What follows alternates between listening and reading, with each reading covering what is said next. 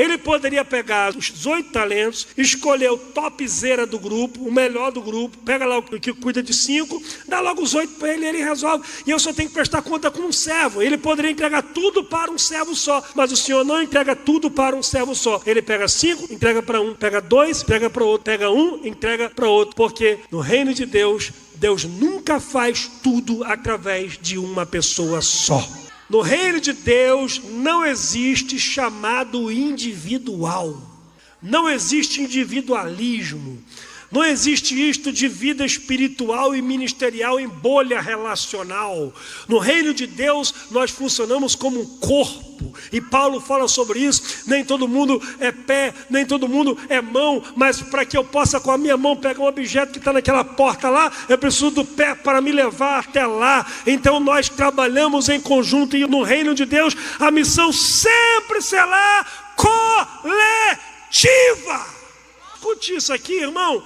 A diversidade dos servos da parábola é impressionante. Note que coisa interessante que está aqui sobre o perfil comportamental de cada servo desse. Gente, está aqui na Bíblia, desde que a Bíblia é a Bíblia. Primeiro servo é o imperativo, é o agitado. Diz a Bíblia no versículo 16 que o Senhor saiu para um lado e ele imediatamente pegou o talento e saiu para o outro, começou a negociar. Na mesma hora, no mesmo momento, sem perder tempo. Ele não ficou esperando um dia melhor. Ele não foi para o clima-tempo, ver se amanhã o clima é até melhor para ele começar. Ele recebeu a tarefa, ele sabia o que ele tinha que fazer. Ele sabia o que tinha em mãos, ele sabia que era o seu Senhor. E ele obedeceu a Deus e fez aquilo que tinha que ser feito. Sabe, gente imperativa, gente rápida. Gente que você não tem que pedir 2 vezes para ele. Você diz a ele, vamos. Quando vê, você ficou e ele foi. Gente rápida, agitada, acelerada. Conhece alguém assim? Esse é o primeiro servo. E o segundo servo? O segundo servo é um cara mais pé no chão. Versículo 17 diz, e da mesma forma, do mesmo jeito, da mesma maneira, da mesma sorte, ele espera o outro ir para depois ver se deu certo para fazer também. Ele é um cara mais pé no chão, é um cara mais centrado. Ele não está preocupado em ser o primeiro, mas ele é ensinável.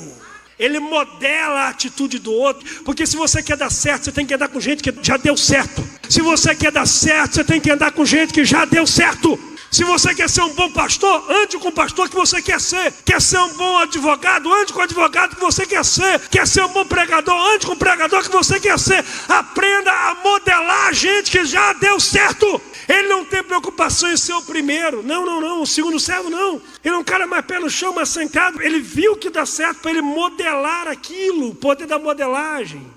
Isso aqui é incrível também, porque ele tem menos da metade de talentos que o outro. Ele tem 2, o outro tem 5. Mas ele não se diminuiu, ele sabe quem ele é. Mas ele não se vitimizou, dizendo, eu só tenho 2, ele tem 5, eu vou amanhã. Não. Ele tem menos da metade de talentos, mas ele tomou a mesma atitude. Ele tem menos da metade de talentos, mas ele foi fiel igual. Eles são diferentes na quantidade de talentos, mas são iguais na postura e na obediência.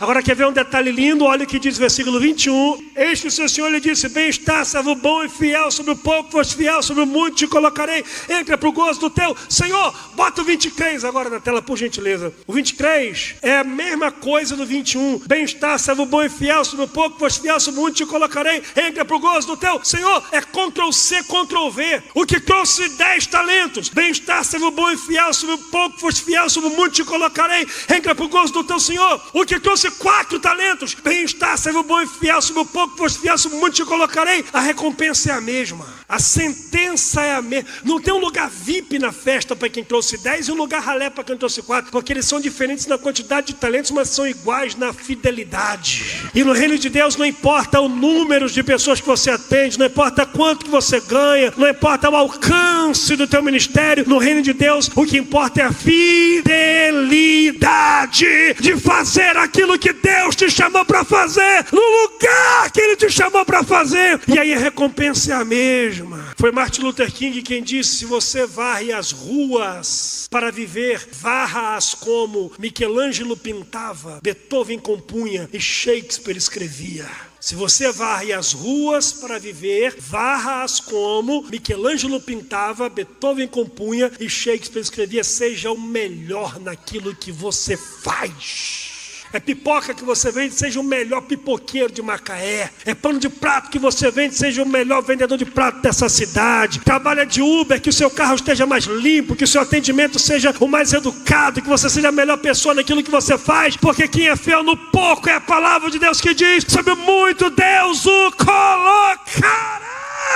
A vida de José não mudou quando ele se tornou governador do Egito. Que isso, pastor? Não. Está na Bíblia. Gênesis 37, a Bíblia diz: José servia ao seu pai. Tiraram ele da casa do pai e levaram para a casa de Potifar. Gênesis 39, a Bíblia diz: José servia a Potifar. Tiraram ele da casa de Potifar e levaram para a cadeia. Gênesis 40, a Bíblia diz: José servia ao carcereiro. Tiraram ele do cárcere e levaram para o governo. Gênesis 41, a Bíblia diz: José servia a Faraó. O que mudou? Só o salário. Mas ele continua sendo a mesma pessoa onde ele está. Ele continua servindo com excelência onde ele está. As perdas não roubaram a qualidade do teu serviço. E o segundo serve assim. E o terceiro? O terceiro tem um perfil comportamental mais tímido. Ele pega um talento, ele esconde, ele tem medo do Senhor, ele tem medo que pode acontecer com ele. É mais tímido. Agora sabe o que é lindo? Tanto imperativo, tanto mais paciente e ensinável, tanto tímido. Os três foram chamados pelo mesmo Senhor. O que significa isso? Deus usa pessoas distintas, diferentes, com perfil comportamental diferente para cumprir o seu propósito em lugares diferentes. Porque nem todo mundo vai conseguir entender você, mas vai entender o outro que é diferente de você.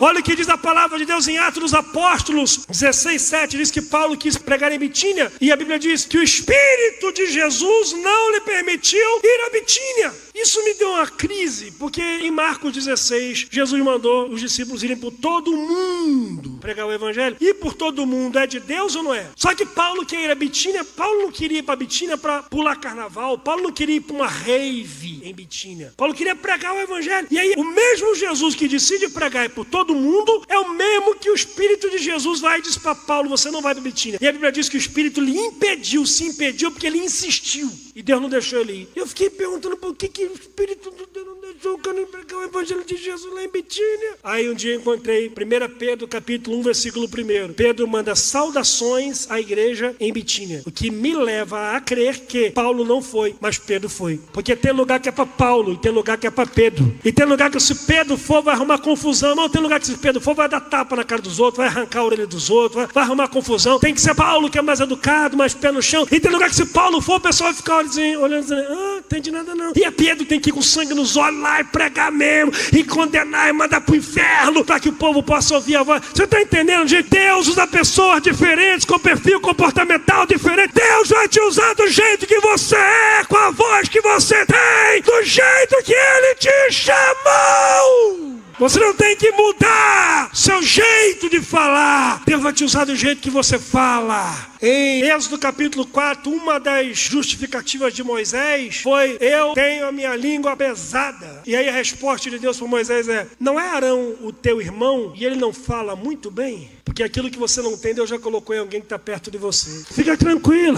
Você não tem que ter tudo não, irmão. O que você não tem, Deus já colocou na mão de alguém. E outra coisa: enquanto Moisés é pesado de língua, Arão não perde o emprego. Porque o seu ponto de deficiência é o dom predominante de alguém. E quando você entende isso, você para de competir e começa a somar. Porque no reino de Deus ninguém compete por ser diferente do outro. Aquilo que eu não tenho, Deus colocou na vida do pastor Jonas. Aquilo que o pastor Jonas não tem, Deus colocou na vida do pastor Davidson. Aquilo que o pastor Davidson não tem, Deus colocou na vida da pastora Daniela. E Deus vai juntando as peças. O reino vai expandindo. A glória de Deus. Eu plantei, Apolo regou, mas é Deus quem dá o crescimento.